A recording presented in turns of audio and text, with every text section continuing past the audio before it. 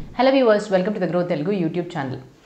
మనము మన యొక్క ఇన్వెస్ట్మెంట్స్ని ఇంకా భద్రపరచుకోవడం కోసం జనరల్గా వివిధ రకాల అసెట్ క్లాసెస్లోని పెట్టుబడి చేస్తూ ఉంటాం. వివిధ రకాల అసెట్ క్లాసెస్ అంటే ఏంటి?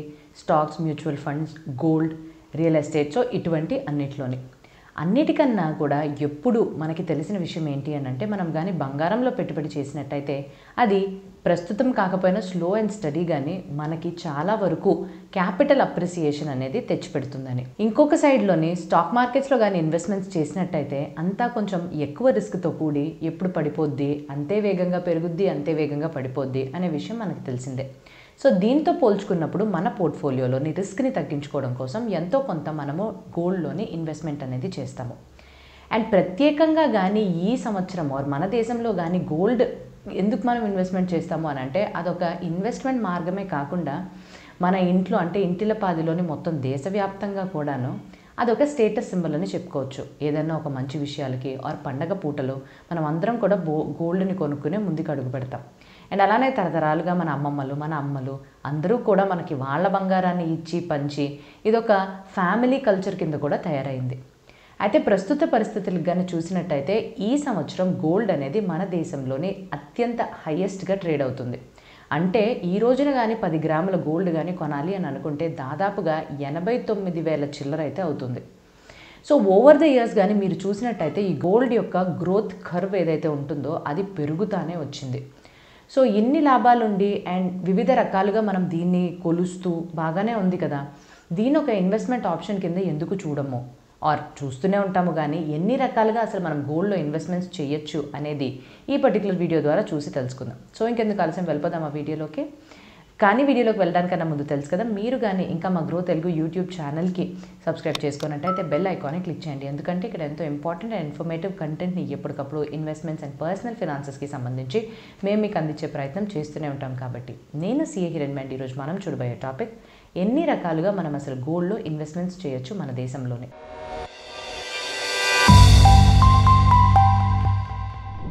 మొట్టమొదటిది మనందరికీ తెలిసిందే, మనము వెళ్ళి ఫిజికల్గా గోల్డ్ని కొనుక్కోవడం. సో ఫిజికల్గా గోల్డ్ని కొనుక్కోవడం అంటే ఏంటి?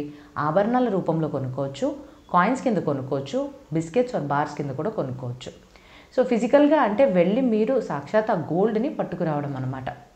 అయితే ఇలాగా ఫిజికల్గా కానీ చూసినట్టయితే మన దేశంలోని ఒక మంచి ఇన్వెస్ట్మెంట్ టెక్నిక్గా చెప్పుకోవచ్చు ఈ గోల్డ్లో ఇన్వెస్ట్మెంట్ పెట్టుబడి చేయడం. ఎలాగా అని అంటే, ఇన్ఫ్లేషన్ని దాటుకుని మనం ద్రవ్యోల్బణాన్ని కూడా దాటుకుని ఎటువంటి ఆర్థిక అన్సర్టనిటీస్ ఆర్ ఆర్థికంగా ఎటువంటి సమస్యలు వచ్చి అప్ అండ్ డౌన్ అయినప్పటికీ కూడా మార్కెట్స్ కానీ ఎకానమీ కానీ గోల్డ్ అనేది ఎప్పుడూ కూడా ఒక మంచి అస్త్రంగా నిలిచింది, వాటన్నిటికీ మనకి భద్రతనిస్తూ. ఇప్పుడు మనం స్టాటిస్టిక్స్ కానీ తీసి చూసినట్టయితే దాదాపుగా 1990 నుంచి 2000 మధ్యలోనే 10 గ్రాముల గోల్డ్ ఆర్ గ్రామ్ గోల్డ్ దాదాపుగా 3,200 మధ్య నుంచి 5,000 మధ్యలోనే ఉండింది. అంటే ఒక కేజీ గోల్డ్ కానీ అప్పట్లో తీసుకోవాలి అని అంటే ఈ పర్టికులర్ రేంజ్ని మనం యావరేజ్ చేసుకుని చూసినట్టయితే దాదాపుగా 46,80,000 వరకు పడేది. ఈ రోజున కానీ అదే గోల్డ్ మనం 1 కేజీ కానీ కొనాలి అని అనుకుంటే దాదాపుగా 87,20,000 వరకు పడుతుంది. అంటే చూసుకోండి, ఇన్ని సంవత్సరాల్లోనే ఆల్మోస్ట్ రెట్టింపు అయిపోయిందని మనకి తెలుస్తుంది. సో గోల్డ్ ఎటువంటి ఇన్వెస్ట్మెంట్ ఆప్షన్ అని అంటే, అది ద్రవ్యోల్బణాన్ని దాటుకుని ఏదన్నా ఒక ఆర్థికమైన సమస్యలు ఉన్నప్పటికీ కూడా వీటన్నిటిని దాటుకుని మనకు ఒక మంచి లాభదాయకంగా మారే ఒక పెట్టుబడి అని చెప్పుకోవచ్చు. సో ముందుగా చెప్పినట్టుగానే పోర్ట్ఫోలియోలో ఎంతవరకు గోల్డ్ అనేది ఉంటుందో అంతవరకు మనకి రిస్క్ అనేది కూడా డైవర్సిఫై అవుతుంది. కేవలం స్టాక్స్లోనో, మ్యూచువల్ ఫండ్స్లోనో ఆర్ రియల్ ఎస్టేట్లో మాత్రమే కాకుండా గోల్డ్లో కూడా పెట్టినట్టయితే రిస్క్ అనేది డైవర్సిఫై అవుతుంది. అండ్ ఇంకొక ముఖ్యమైన విషయం ఏంటి అని అంటే, మన దేశంలోని మనం తీసుకెళ్లే ఈ బంగారం, కొనుక్కుని వెళ్ళే బంగారాన్ని ఎక్కడికి కూడా వెళ్ళినా కూడా మనకు అంతే వాల్యూ అనేది లభిస్తుంది. కాకపోతే ఈ పర్టికులర్ ఫిజికల్గా బంగారాన్ని హ్యాండిల్ చేయడానికి గల కొన్ని సమస్యలు అయితే ఉన్నాయి. మొట్టమొదటిది సెక్యూరిటీ సమస్య. సో ఎప్పుడన్నా కూడా మనం ఇంట్లో పెట్టేసి ఎక్కడికన్నా గబుక్కొని వెళ్ళాలన్నా మనకి భయం వేస్తుంది, అది భద్రంగా ఉండదేమో అని. అండ్ ఇటీవలే జరిగే కొన్ని సంఘటనలోని వెళ్ళి బ్యాంక్ లాకర్స్లో పెట్టడం కూడా అంత సేఫ్ కాదు అనే విషయం మనకి తెలుస్తుంది. ఇది ముఖ్యమైన సమస్య ఫిజికల్ గోల్డ్కి సంబంధించినంత వరకు. రెండవ విషయం ఏంటి అని అంటే తరుగు. సో ఎప్పుడైనా మీరు వెళ్ళి బంగారు ఆభరణాలు కొనాలి అని అనుకుంటే ఎంతైతే డబ్బులు మనం గ్రామ్ పైన ఖర్చు పెడతామో దానితో పాటుగా వెలుతరుగులు, ఛార్జెస్, అవి ఇవి అని చాలా రకాల ఛార్జెస్ని కలిపేస్తారు. సో ఇది ఇంకొక అడిషనల్ కాస్ట్గా తయారవుతుంది. మూడవది కానీ చూసినట్టయితే, మనము ఈ బంగారాన్ని కొనుక్కుని పెట్టుకున్న తర్వాత ఆర్ బంగారాన్ని కొనుక్కునేటప్పుడే కొన్ని ట్యాక్సెస్ అనేవి చెల్లించాల్సి ఉంటుంది. సో బంగార ఆభరణాల మీద 3% వరకు మనం జిఎస్టీని చెల్లించాల్సి ఉంటుంది. అండ్ అదే బంగారాన్ని 2 సంవత్సరాలకి హోల్డ్ చేసిన తర్వాత అమ్మినట్టయితే మనం లాంగ్ టర్మ్ క్యాపిటల్ గెయిన్స్ని చూపించాలి. అండ్ అది కూడా 12.5% ట్యాక్స్ అవుతుంది, ఇండెక్సేషన్ బెనిఫిట్ లభించకుండా. మూడవది ఇది ట్యాక్సెస్ పరంగా చూసుకుంటే. అండ్ అలానే నాలుగవది, నేను ఇంతకుముందు చెప్పినట్టుగానే మనం దేశంలో ఏ మూలకి వెళ్ళినా కూడా మనకు వెంటనే బంగారం యొక్క విలువ అనేది మనం కన్వర్ట్ చేసుకుని క్యాష్లో తీసుకోవచ్చు అని అనుకుంటాం. కానీ కొన్నిసార్లు అత్యంత అవసరమైన పరిస్థితుల్లోని క్యాష్ కావాలి అని అనుకుంటున్నప్పుడు ప్రతిసారి మనం బంగారాన్ని మార్చడం అనేది కుదరకపోవచ్చు. అంటే బంగారం మార్చిన తర్వాత కూడా మార్కెట్ ప్రైస్ అనేది లభించకుండా ఇంకా తక్కువ డబ్బులు అనేవి లభించవచ్చు. సో ఇది ఇంకొక ప్రాబ్లం. సరే మేడం, ఫిజికల్గా బంగారంలో ఇన్వెస్ట్ చేస్తే ఇన్ని రకాల సమస్యలు ఉంటుంది అని అంటున్నారు కదా, మరి దీనికి ఏమన్నా ఆల్టర్నేట్, దీనికి ఏమన్నా సొల్యూషన్ ఉందా అంటే తప్పకుండా ఉంది. అదే రెండవ ఫార్మ్ ఆఫ్ ఇన్వెస్ట్మెంట్. దాన్ని మనం డిజిటల్ గోల్డ్ అని అంటాం. డిజిటల్ గోల్డ్ అంటే ఏంటి? గోల్డ్ని ఆర్ బంగారాన్ని డిజిటల్ రూపంలో కొనడం. అంటే బ్లాక్ చైన్ టెక్నాలజీ యొక్క ఆధారంగా గోల్డ్ని డిజిటల్ రూపంలోనే వీళ్ళు రూపొందించారు. సో ఈ గోల్డ్ డిజిటల్గా ఉన్నప్పుడు కూడా మీరు కొనచ్చు, అమ్మచ్చు. అంటే ఇది ఎలా వర్క్ అవుతుంది? డిజిటల్గా ఉన్న గోల్డ్ కూడా మన ఫిజికల్ గోల్డ్లో ఇన్వెస్ట్మెంట్స్ చేస్తున్నట్టే. దాని యొక్క ప్రైస్ మూమెంట్స్ యొక్క ఆధారంగా అలాగా మారుతూ ఉంటుంది. అయితే ఇక్కడ ముఖ్యంగా ఏంటి అని అంటే మనకి భద్రత అనేది ఎక్కువ ఉంటుంది, ఎందుకంటే ఇది డిజిటల్ ఫామ్లో ఉంది కాబట్టి. కాకపోతే డిజిటల్ ఫామ్లో గోల్డ్ కొంటున్నప్పటికీ కూడా ఇక్కడ కూడా కొన్ని ఛాలెంజెస్ కానీ సమస్యలు మనం ఎదుర్కోవాల్సి ఉంటుంది.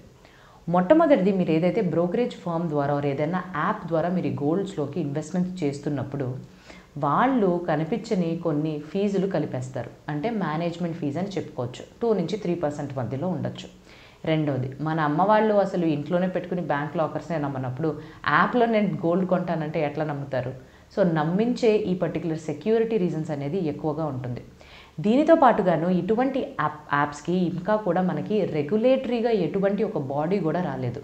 అంటే ఈ కొన్ని నియమాలు పాటించాలి, అప్పుడు మన ఇన్వెస్ట్మెంట్స్ చేసే వాళ్ళకి ఇది భద్రంగా ఉంటుంది అని అనుకోవడానికి ఇప్పుడు మనకి సెబీ ఎలా స్టాక్ మార్కెట్స్కి పనిచేస్తుందో ఇటువంటి యాప్స్కి ఇంకా ఎటువంటి రెగ్యులేటరీ అథారిటీ రాలేదు. సో అలాంటప్పుడు సెక్యూరిటీ ఇష్యూస్ అనేవి మ్యాక్సిమం కన్సర్న్డ్గా ఉంటాయి. మూడవది, ఈ యాప్స్లోని మీరు కొంతకాలం వరకు మాత్రమే మీరు ఇన్వెస్ట్మెంట్స్ చేయగలుగుతారు. ఆ టైం అయిపోయిన తర్వాత మీరు విత్డ్రా చేసుకుని గోల్డ్ నమ్మేసుకుని బయటకు వచ్చేయాలి. కానీ మనం చూసింది ఏంటి? గోల్డ్ ఎంత ఎక్కువ కాలానికి పెడితే అంత ఎక్కువ పెరుగుతుందని. సో ఇక్కడ మనకు ఆ లాంగ్ టర్మ్ వల్ల వచ్చే అప్రిసియేషన్ అనేది కోల్పోతూ ఉంటాము. అండ్ నాలుగోది, మార్కెట్ ఫ్లక్చుయేషన్స్కి ఎక్కువగా ఇటువంటి యాప్స్లోని మీరు డిజిటల్ గోల్డ్లో ఇన్వెస్ట్మెంట్స్ చేస్తే దాన్ని కూడా ఎక్కువగా తీసుకోవాల్సి ఉంటుంది. దాని తర్వాత మేనేజ్మెంట్ ఫీజ్ అని ఇందాక అన్నాను కదా, దీనితో పాటుగా ఈ పర్టికులర్ స్టోరేజ్ కాస్ట్ అని అదని ఇదని కమిషన్లని 0.5 నుంచి 1% వరకు తీసుకుంటూ ఉంటారు. అండ్ అదే కాదండి, ఈ రోజున మీరు కానీ రేట్ చూసినట్టయితే డిజిటల్ గోల్డ్ ఒక 700 రూపాయలు ఎక్కువగా ఉంది నార్మల్ గోల్డ్ కన్నా పర్ గ్రామ్ తోటి. అంటే పర్ గ్రామ్ 1 గ్రామ్కి కానీ తీసుకున్నట్టయితే 9691 రూపీస్ కానీ పెడితే మీకు 1 గ్రామ్ ఆఫ్ గోల్డ్ డిజిటల్గా లభిస్తుంది. అదే కానీ ఫిజికల్గా కానీ చూసినట్టయితే మీకు దాదాపుగా 8941 రూపీస్కే ఇది లభిస్తుంది. సో అలా చూసుకుంటే ఇది కాస్ట్లీ కదా. అండ్ ట్యాక్సెస్ కూడా సేమ్ మనం ఫిజికల్ గోల్డ్లో ఎలాగైతే కడతామో అలాగే ఇక్కడ కూడా లాంగ్ టర్మ్ క్యాపిటల్ గెయిన్ 12.5%ని ఇండెక్సేషన్ బెనిఫిట్ లేకుండా మనం కట్టాల్సి ఉంటుంది. సో ఇన్ని సమస్యలు ఉంటే మరి నెక్స్ట్ ఆల్టర్నేట్ ఏంటి? నెక్స్ట్ ఆల్టర్నేట్ అనేది గోల్డ్ ఈటీఎఫ్స్. సో ఇవి ఎక్స్చేంజ్ ట్రేడెడ్ ఫండ్స్. సో ఇక్కడ అండర్లయింగ్ అసెట్ అనేది ఏంటి? మనకి గోల్డ్గానే ఉంటుంది. కాకపోతే ఎక్స్చేంజ్ ట్రేడెడ్ ఫండ్స్ అనేవి మనకి ప్యాసివ్గా మేనేజ్ చేయబడే ఒక ఇన్వెస్ట్మెంట్ రూట్. అండ్ దీన్ని మనం స్టాక్ ఎక్స్చేంజెస్ పైన లిస్ట్ అయ్యి మామూలుగా మీరు షేర్స్లో ఎలా అయితే ట్రేడ్ చేస్తారో అలా మీరు వివిధ రకాల ఆప్షన్స్ ద్వారా ఇక్కడ మీరు ఈ ఈటీఎఫ్స్లోని ట్రేడ్ చేయొచ్చు. ఈటీఎఫ్స్లోని 1 యూనిట్ కానీ కొన్నట్టయితే అది 1 గ్రామ్ గోల్డ్కి సమానం. హైయెస్ట్ ప్యూరిటీ ఉన్న గోల్డ్ ఏదైతే ఉంటుందో దాని యొక్క నిర్వచనంగానే 1 యూనిట్ ఆఫ్ గోల్డ్ ఈటీఎఫ్స్ తీసుకున్నట్టయితే మీకు 1 గ్రామ్ ఆఫ్ గోల్డ్ని హోల్డ్ చేస్తున్నట్టుగా అర్థం. ఇక్కడ ఒక గమ్మత్తైన విషయం ఏంటి అని అంటే ఈ గోల్డ్ ఈటీఎఫ్స్లోని అసెట్స్ అండర్ మేనేజ్మెంట్ డిసెంబర్ 2024 నుంచి జనవరి 2025 మధ్యన దాదాపుగా 16% పెరగడం మనం చూసాం. అంటే ఏంటి? 44,500 కోట్ల నుంచి 51,800 కోట్ల వరకు పెరిగింది. అంత మాత్రమే కాదండి, ఎంతోమంది ఈ గోల్డ్ ఈటీఎఫ్స్లోని చాలా వరకు ఆసక్తిని చూపిస్తున్నారు. దీనికి నిర్వచనంగానే ప్రతి నెల కూడా ఈ ఇన్ఫ్లో అనేది పెరుగుతూ వచ్చింది. డిసెంబర్ నుంచి జనవరి మధ్యలోనే చూసుకుంటే 486% పెరిగింది. అంటే 600 కోట్ల నుంచి దాదాపుగా 3,750 కోట్ల దాకా పెరిగిందంటే ఈ పర్టికులర్ విషయం అంటే ఈ గోల్డ్ ఈటీఎఫ్స్ మీద ఎంతగా మనకి వీళ్ళు దృష్టి పెడుతున్నారని చూడండి. సో గవర్నమెంట్ వాళ్ళు ఎస్జీబీస్ ఆపేసిన తర్వాత చాలా రకాల విషయాల్ని తెలుసుకుంటున్నారు. అండ్ అందులో గోల్డ్ ఈటీఎఫ్స్ పైన దృష్టి అనేది ఎక్కువగా ఉంటుంది. సో గోల్డ్ ఈటీఎఫ్స్ కూడా నేను ఇంతకు చెప్పినట్టుగానే స్టాక్ మార్కెట్స్ పైన, స్టాక్ ఎక్స్చేంజెస్ పైన ట్రేడ్ అవుతుంది. సో దీన్ని మనము నార్మల్గానే ఫిజికల్ గోల్డ్ కిందనే అనుకుని కొనుక్కోవచ్చు అనమాట. కాకపోతే ఈ గోల్డ్ ఈటీఎఫ్స్లో కూడా కొన్ని విషయాలు అనేవి దాగి ఉంటాయి, కొన్ని సమస్యలు. సో ఇక్కడ మనము ఏదైతే గోల్డ్ని కొంటామో అది కూడా గోల్డ్ ప్రత్యేకంగా ఫిజికల్ రూపంలో మనకి ఎప్పుడూ కనిపించదు. సో అదైతే సర్టిఫికేట్ లాగో మనం గోల్డ్లో ఇన్వెస్ట్మెంట్స్ చేస్తున్నామో అనేది మనం అనుకోవాల్సిందే. రెండవది, మార్కెట్ ఫ్లక్చువేషన్స్కి గోల్డ్ ఈటీఎఫ్స్ అనేది గురవుతాయి. అదేంటి గోల్డ్ అంటే, గోల్డ్ ఈటీఎఫ్స్ అని అంటే వెనకాతలో గోల్డ్ ఉంటుందని చెప్పారు కదా. సో అండర్లైన్ స్టాక్ గోల్డ్ అయినప్పుడు గోల్డ్ స్టేబుల్గానే ఉంటుంది కదా. అయినప్పటికీ ఇది స్టాక్ మార్కెట్స్ పైన, స్టాక్ ఎక్స్చేంజెస్ పైన లిస్ట్ అయి ఉంటుంది, కానీ ట్రేడింగ్లోకి ఉంటుంది కాబట్టి మార్కెట్ కండిషన్స్కి చాలా వరకు కూడా ఫ్లక్చువేట్ అవుతుంది. అండ్ మూడవది, ఇక్కడ మేనేజ్మెంట్ ఫీజ్ కూడా అడిషనల్గానే ఉంటుంది. సో నేను ఇందాక చెప్పినట్టుగానే ఛార్జెస్ అనేవి ఉంటాయి. సో మేనేజ్మెంట్ ఫీజ్ కావచ్చు, బ్రోకరేజ్ అకౌంట్ కావచ్చు, ఇవి మీరు చేసుకోవచ్చు. కానీ ఇక్కడ ఒక అడ్వాంటేజ్ ఏంటి అని అంటే, మీరు ఆల్రెడీ కానీ ఒక బ్రోకరేజ్ యాప్ ఆర్ బ్రోకరేజ్ అకౌంట్ని మీ డీమ్యాట్ ఆర్ ట్రేడింగ్ అకౌంట్లోని కంఫర్టబుల్గా యూజ్ చేస్తున్న వాళ్ళు అయితే గోల్డ్ ఈటీఎఫ్స్ అనే ఈ పర్టికులర్ ఆప్షన్ మీకు కొంచెం బెటర్గానే అనిపించవచ్చు. సరే, మరి ఇప్పుడు ఇది ఇలాగుంది కదా. సో దీనికి నెక్స్ట్ ఉండే ఆప్షన్ ఏమన్నా ఉందా అంటే గోల్డ్ మ్యూచువల్ ఫండ్స్ అనేవి ఉన్నాయి.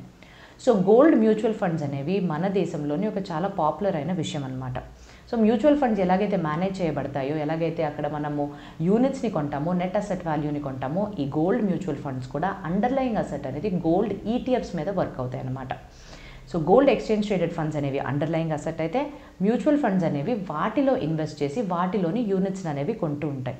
సో గోల్డ్ యొక్క ప్రైజెస్ ఎలాగైతే రియల్ టైంలో ట్రాక్ చేస్తూ అవి ఎలాగైతే ఫ్లక్చువేట్ అవుతుంటాయో దాని యొక్క ఆధారంగానే మీకు యూనిట్స్ అనేవి అలకేట్ అవుతూ ఉంటాయి. సో ఎలా అయితే మనం ఎస్ఐపీస్ వేసుకుని చిన్న చిన్న అమౌంట్స్ ద్వారా మ్యూచువల్ ఫండ్స్లో ఇన్వెస్ట్మెంట్స్ చేస్తామో, గోల్డ్ మ్యూచువల్ ఫండ్స్కి కూడా మీరు ఒక ఎస్ఐపీ కింద స్టార్ట్ చేసుకుని చిన్న అమౌంట్స్ నుంచే మీరు క్రమీగా అందులోని మీరు ఇన్వెస్ట్మెంట్స్ చేసుకుంటూ రావచ్చు. సో ఇక్కడ ఈ పర్టికులర్ గోల్డ్ మ్యూచువల్ ఫండ్స్కి చాలా తక్కువ ఎక్స్పెన్స్ రేషియో ఉన్నప్పటికీ కూడా కొన్నిసార్లు మనకు కనిపించని కొన్ని ఖర్చులు అనేవి ఉంటాయి.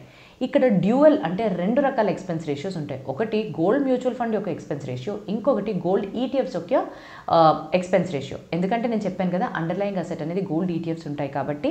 సో ఇది నెక్స్ట్ పాయింట్. సో మేజర్గా ఇక్కడ మనము ఈ గోల్డ్ మ్యూచువల్ ఫండ్స్కి మిగతా వాటిలతో లేకపోతే గోల్డ్ ఈటీఎఫ్స్తో పోలిస్తే మేజర్గా ఉండే ఒక డ్రాబ్యాక్ అని చెప్పుకోవచ్చు, ఒక సమస్య అని చెప్పుకోవచ్చు. ఏంటంటే గోల్డ్ ఈటీఎఫ్స్ అనేవి సంవత్సరం కాలం మీరు కానీ హోల్డ్ చేసిన తర్వాత అమ్మేస్తే లాంగ్ టర్మ్ క్యాపిటల్ గెయిన్ కింద వస్తుంది.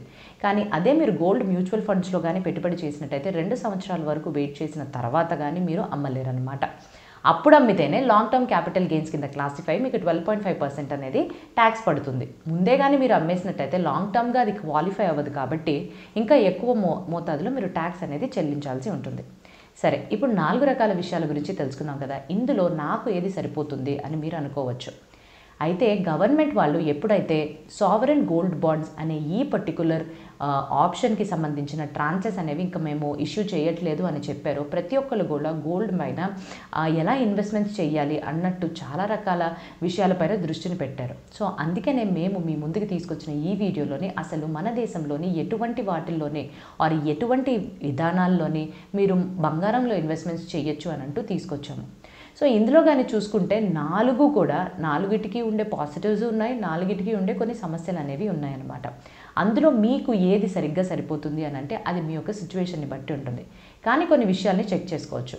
ఎవరికైతే ఎక్కువగా ఆభరణాలు వేసుకోవాలనో ఆర్ లేకపోతే గోల్డ్ అంటే మన చేతుల్లో ఫిజికల్గా అది కనిపించాలని అనుకుంటారో, అండ్ అటువంటి వాళ్ళు దానికి సంబంధించిన ఇన్సూరెన్స్ కానీ ఎలాగ దాన్ని దాచుతామో వీటి మీద క్లారిటీ ఉన్నోళ్ళు తప్పకుండా ఫిజికల్ గోల్డ్ని తీసుకోవచ్చు. రెండవది, ఎవరైతే యాప్స్ ద్వారా ఆర్ యాప్స్కి ఎక్కువగా అలవాటు పడిపోయి అరే మనం ఫిజికల్గా పెట్టుకుంటే చాలా సమస్యలు వస్తుంది కదా, వద్దు మనం యాప్ ద్వారా చాలా ఈజీగా కన్వీనియంట్గా కావాల్సినప్పుడు కొనుక్కోవచ్చు, కావాల్సినప్పుడు తీసేసుకోవచ్చు అని అనుకుంటే వాళ్ళకి డిజిటల్ గోల్డ్ అనేది చాలా మంచి ఆప్షన్ అని చెప్పుకోవచ్చు. అండ్ నెక్స్ట్, ఎవరైతే ఒక డీమ్యాట్ ఆర్ ట్రేడింగ్ అకౌంట్లో ఆల్రెడీ స్టాక్ మార్కెట్స్లో ట్రేడింగ్ అయితే చేస్తున్నారో అటువంటి వాళ్ళకి ఈ గోల్డ్ ఈటీఎఫ్స్ అనేది ఒక పెద్ద విషయంగానే కాకపోవచ్చు. అండ్ ట్రేడింగ్ కూడా చేస్తూ వాళ్ళకి చాలా విషయాలు మీద అవగాహన ఉంటుంది కాబట్టి గోల్డ్ ఈటీఎఫ్స్ కూడా తీసుకోవచ్చు.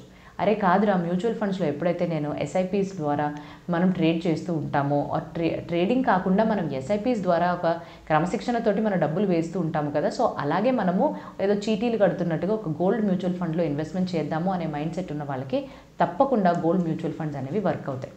కాకపోతే ఏ ఆప్షన్ ఎవరికి ఎలా వర్క్ అవుతుంది అనేది వాళ్ళ యొక్క పరిస్థితులు, వాళ్ళ యొక్క లక్ష్యాలు అండ్ వాళ్ళ యొక్క ఆర్థిక పొజిషన్ని బట్టి మనం తీసుకోవాల్సి ఉంటుంది. కాకపోతే వీడియో ముగించడానికన్నా ముందు ఏవైతే నేను ఇప్పుడు చెప్పిన 4 రకాల వాటికి గత 5 సంవత్సరాలు ఎటువంటి రిటర్న్స్ ఇచ్చాయని చూస్తే, మొట్టమొదటిది ఫిజికల్ గోల్డ్ 13.17% ఇచ్చింది, digital gold 15.02, ETFs 14.17 and gold mutual funds 11.79. అన్నిటికన్నా డిజిటల్ గోల్డ్ ఎక్కువ శాతం రిటర్న్ ఇచ్చింది కదా అని మీరు అనుకోవచ్చు, వెంటనే ఒక కన్క్లూజన్కి వచ్చేయచ్చు. కాకపోతే అక్కడ హిడెన్ కాస్ట్ అనేవి ఎక్కువగా ఉంటాయి. ఏదైతే మేనేజ్మెంట్ ఫీజ్ అని అంటూ ఉంటామో అటువంటి కాస్ట్ కూడా. సో మీరు తెలివిగా మీ యొక్క సిచ్యువేషన్కి ఏది సరిపోతుంది అండ్ ఈసారి బంగారం చాలా వరకు పెరుగుతుంది కదా, సో నేను ఎలా ఇన్వెస్ట్మెంట్స్ చేయాలి అని అనుకుంటే తప్పకుండా ఈ వీడియోని మరొకసారి చూసిన తర్వాత మీరు ఒక నిర్ణయం తీసుకుని మీ ఫినాన్షియల్ అడ్వైజర్స్ని సంపాదించుకున్న తర్వాతే ఏదో ఒక రూట్ని ఎంచుకుని మీకు సరిపోయే విధంగా మంచిగా ఇన్వెస్ట్మెంట్స్ చేయాలి అని కోరుకుంటూ, ఇంకా మంచి వీడియోతో రావడానికన్నా ముందు have a happy and very safe investment. ఈ వీడియో మేము ఒక ఎడ్యుకేషనల్ కంటెంట్ కోసం మాత్రమే అండి మీ ముందుకు తీసుకొస్తున్నాం. ఎటువంటి టైప్ ఆఫ్ రికమెండేషన్స్ అయితే మేము అందించడం లేదు. On that note, have a happy and a safe investment. Thank you.